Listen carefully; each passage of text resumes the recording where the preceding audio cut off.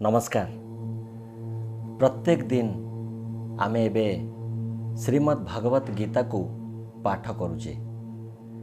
बुझु न बुझु पढ़ गीता। आमर बापा जेजे बापा एमाने सब कहती जे बुझा सांगे किसी कथा ना, किंतु प्रत्येक दिन गीतार गोटे श्लोक मिनिमम पढ़ा दरकार।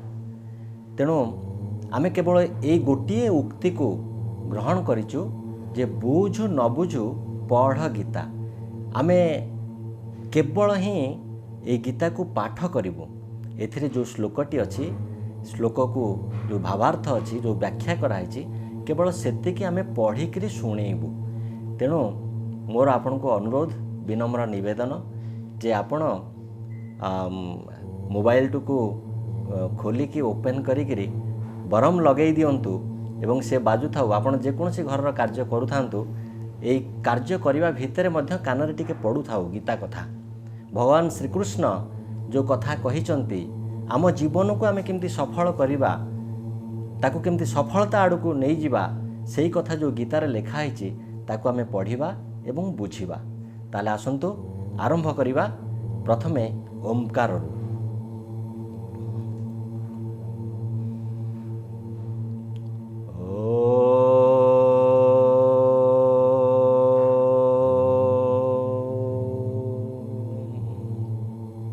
ए गीता को पढ़ी किभली भावरे महापुरुष माने सफलता पाइचंती से विषय रे किछि महापुरुष उल्लेख करिसंती तांकर ई बही रे पढ़िबा। श्री अरविंद घोष से कौन कहिसंती ए गीता उद्देश्य रे। गीता ग्रंथ रचना हबार बहु काल बीती गलानी एवं सेही दिन ठारू मानवर विचार तथा अनुभव गुड़िकरे बड़ परिवर्तन हो जाइछि। वर्तमान एही जुगरे गीतार संदेश कौन, तार व्यवहारिक मूल्यबोध कौन एवं मानव मन पाई तार आध्यात्मिक उपयोगिता कौन। मनुष्य बुद्धि सर्वदा उन्नति आड़क अग्रसर हेउछि। तार दृष्टिकोण बदलिबाकु लागुछि एवं विचार क्षेत्र व्यापक हेउछि। एहा द्वारा पुराना विचार पद्धति काल बाधित हो जाए, अथवा ताकू जदि स्थिर रखा जाई पारंता तेबे सेथिरे विकास और परिवर्तन होई तार मूल्य भितरे किंबा बाह्य रूपरे बदली जाता। प्राचीन सिद्धांत गुड़िकर उपयोगिता से पर्यंत रहिछि जे पर्यंत से गुड़िक एही परीक्षा रे उत्तीर्ण हेउछंती। सिद्धांत जेते पुराना होइथिले मध्य सेथिरे निहित सत्य जदि वर्तमान अपरिवर्तनीय अछि तेबे ताहार महत्व को स्वीकार करने पड़िबो। गीता अद्वितीय ग्रंथ अटे। ताहा वर्तमान मध्य नुआ भली रहिछि एवं तार प्रतिपाद्य विषय संपूर्ण नूतनता को धारण कर रखिछि। महाभारत युद्ध मध्यरे गीतोपदेश करिबा बेले तथा सेतेबेले ताकू लिपिबद्ध जेतिकी जीवंत थिला, आज मध्य ताहा सेही भली अनुभव रे आसे।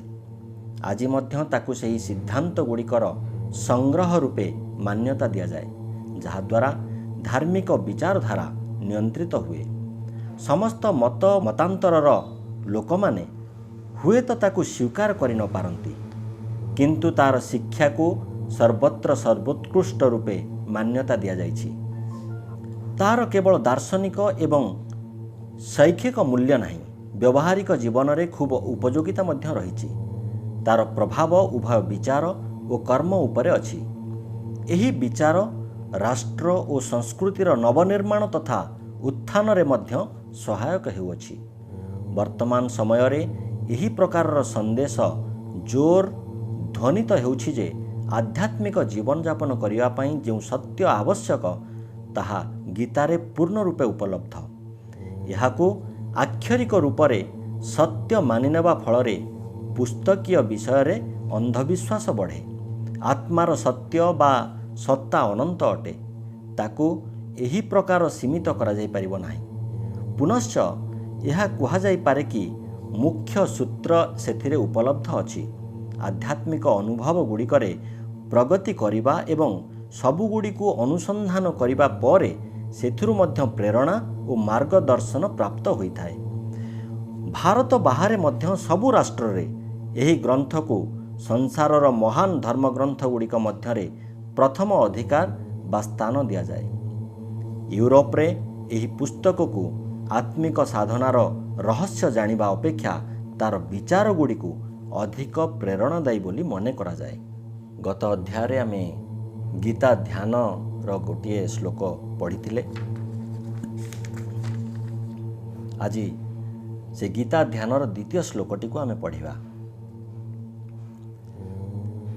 ନମସ୍ତୁ ତେ ବ୍ୟାସ ବିଶାଲ ବୁଦ୍ଧେ ଫୁଲ୍ଲାରବିନ୍ଦାୟ ପତ୍ରନେତ୍ର येन त्वया भारततल्यपूर्णः प्रज्वालितो ज्ञानमय प्रदीपः। शब्दार्थ नमः नमस्ते अस्तु हेउ ते आपणଙ୍କ ଠାରେ व्यास व्यास विशाल बुद्धे खूब विद्वानी बा ज्ञानी फुल्ल अरविंद आयत पत्र नेत्र पूर्ण विकसित कमलर पाखुड़ा परी चक्षु विशिष्ट येन जहाँकि त्वया आपणଙ୍କ द्वारा भारत तैलपूर्ण महाभारत रूपी तैलपूर्ण प्रज्वलित ज्ञानमय ज्ञानपूर्ण प्रदीप दीप। श्लोकार्थ पूर्ण विकसित पद्म पाखुड़ा परी चक्षु विशिष्ट महान विद्वान हे व्यासदेव आपणଙ୍କୁ प्रणाम जहाँଙ୍କ द्वारा महाभारत रूपी तैलरे पूर्ण थिबा ज्ञानर प्रदीप गीता प्रज्वलित होइछि। व्याख्या गीता ग्रंथ को प्रणाम करि सारिबा परे साधक मानंकु एहार रचयिता व्यासदेवंकु प्रणाम करिवा पई उत्साहित करा जाइछि। आमे सहजरे काहाकु प्रणाम करिबा नाही जेउ पर्यंत आमर विश्वास होई न थाए जे तांक पाखरे आमठारु सम्मान पाइबा पई योग्यता अछि। एही ध्यान श्लोकरे व्यासदेवंकर श्रेष्ठ गुणगुड़िकु दर्शा जाइछि। केवल जे तांकर विचार शक्ति महान ता नुहे बरम से संपूर्ण सहनशील एवं निजर असीम स्नेहरे सकल विश्वर प्राणी मानकु बांधी रखिछन्ति। व्यासंकर दार्शनिक जीवन सांप्रदायिक नथिला। यह केवल हिंदू मानक पई उद्दिष्ट दर्शन नुह। यह सार्वजनीन भावे व्यवहार योग्य और मानव जाति को अभिभाषित। यार व्यग्रता जन समाज पई आनंद उच्छ्वासर एक जीवन आनिबा निमंते। यह स्वाभाविक जे से दार्शनिक जीए एपरि सार्वजनीन धर्मग्रंथ गीता जहाँकि मानव जाति को देइछन्ति से निजे केवल जने सुसंस्कृत बा विचक्षण व्यक्ति होइथिबे ता नुहे बरम दिव्य मध्य अटंती। एही श्रेष्ठ ज्ञानी ऋषिंकर शारीरिक सौंदर्य मध्य आकर्षणीय जहा विषय रे द्वितीय पंक्ति रे कहा जाइछि। तांकर चक्षुद्वୟରେ परिपूर्ण प्रशांति और आनंदर गभीर आकर्षण जेपरि कोनोसी रहस्यपूर्ण प्रेम गीतर सम्मोहक प्लावन को सूचाउछि। एही आखि दुईटी को पूर्ण प्रस्फुटित पद्मर प्रत्येक पाखुड़ारे थिबा अनंत सौंदर्य सह तुलना करी दर्शा जाइछि। कोनोसी व्यक्ति जेते उदार बुद्धि संपन्न हेले बा जेते आकर्षणीय सौंदर्यर अधिकारी हेले मध्य जे पर्यंत से समाज रे सुखर अभिवृद्धि पाई कोनोसी मौलिक कार्य न करिछन्ति से पर्यंत भारतर आर्य मानक ठारू सम्मान पाई पारु नथिले। एही निर्दिष्ट परिप्रेक्षी रे मध्य आर्य बुद्धि कवि और दार्शनिक व्यासंक कार्य रे पूर्णतः संतुष्ट होइथिबो। तांक द्वारा महाभारत रूपी तैल रे पूर्ण थिबा ज्ञानर प्रदीप गीता प्रज्वलित होइछि। आमे जानिथिबा समस्त प्रकारर ज्ञान अन्य अनेक प्रकारर विज्ञानरू आनित होइथिबारु से गुडी को आमे ज्ञान कहि परिबा नाही। କାରଣ ସେ ସବୁ ସୀମିତ ସଗର୍ଭ ଜ୍ଞାନ, ଭୌତିକ ବିଦ୍ୟାର ଜ୍ଞାନ, ରାସାୟନ ବିଦ୍ୟାର ଜ୍ଞାନ, ଜ୍ୟୋତିଷ ବିଦ୍ୟାର ଜ୍ଞାନ, ଗଣିତ ବିଦ୍ୟାର ଜ୍ଞାନ କେଉଁଠି ହେଲେ ସ୍ୱୟଂ ଜ୍ଞାନ ନୁହଁ ବା ମୌଳିକ ଜ୍ଞାନ ନୁହଁ, ବରଂ କାହାର ନା କାହାର ଜ୍ଞାନ, ଅର୍ଥାତ୍ ବାସ୍ତବ ଜ୍ଞାନ ଏସବୁର ଆଧାର। ଗୀତାର ବିଷୟବସ୍ତୁ ଜ୍ଞାନର ସ୍ୱସ୍ୱରୂପ, ଯାହାର ଆଲୋକରେ ଅନ୍ୟ ସମସ୍ତ ଜ୍ଞାନକୁ ଜାଣିହୁଏ। ଏଠାରେ ବ୍ୟବହୃତ ଏହି ରୂପକଟି ଏକ ଅତ୍ୟନ୍ତ ସୂକ୍ଷ୍ମ ଅର୍ଥ ସଂକେତ ତଥା ପ୍ରତିପାଦିତ କରୁଛି ଯେ କିପରି ଗୀତାର ଅଧ୍ୟୟନ ଏକ ବୈଜ୍ଞାନିକକୁ ଏକ ଉତ୍ତମ ବୈଜ୍ଞାନିକ ଓ ଏକ କଳାକାରକୁ ଏକ ଉତ୍ତମ କଳାକାର କରିଥାଏ। ଅନ୍ୟ ସମସ୍ତ ଜ୍ଞାନକୁ ଗୀତା ଅଧ୍ୟୟନର ଆଲୋକରେ ଭଲ ଭାବରେ ଏବଂ ସୃଜନଶୀଳତାର ସହ ଆହରଣ କରାଯାଇପାରେ। ବସ୍ତୁତଃ ଏହି ଦିବ୍ୟ କବିତା ଜ୍ଞାନର ପ୍ରଦୀପ ହିଁ ଅଟେ। ଗୀତାର ପ୍ରତ୍ୟେକ ଶ୍ଲୋକ ପଢ଼ିବା ସହିତ ଗୀତାର ମାହାତ୍ମ୍ୟ ମଧ୍ୟ ପଢ଼ିବା ଦରକାର। ଗୀତା ମାହାତ୍ମ୍ୟ। ଗୀତା ସୁଗୀତା କର୍ତ୍ତବ୍ୟା କି ମନୋ ଶାସ୍ତ୍ର ସଂଗ୍ରହୀ या स्वयं पद्मनाभस्य मुख पद्माद् विनिसृता सर्वशास्त्रमयी गीता सर्वदेवमयो हरि सर्वतीर्थमयी गंगा सर्वदेवमयो मनुः गीता गंगा च गायत्री गोविन्देति हृदि स्तुते चतुर्गकार संयुक्ते पुनर्जन्म न विद्यते भारतामृत सर्वस्व गीताया मथितस्य च सारमुद्धृत्य कृष्णेन अर्जुनस्य मुखे हुतम्। अन्य शास्त्र संग्रहर आवश्यकता कौन?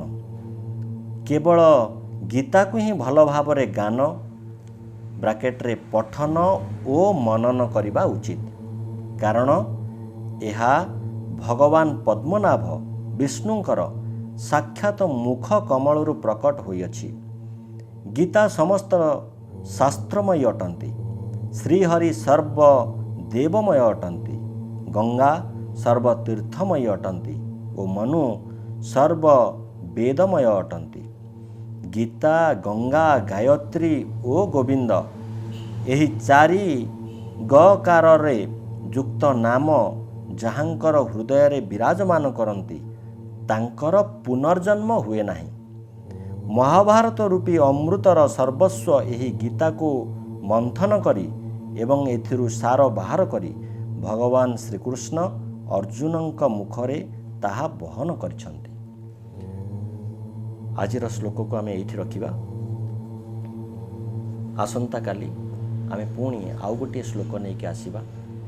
आपण को पुणी थारे अनुरोध जे आपण एई आमे जहाँ गीता को पढ़ुचे केवल पढ़ुचे ताको आपण केवल शुणंतु आउ घरर अन्य कार्य करने सहित मध्य शुणी पारिबे।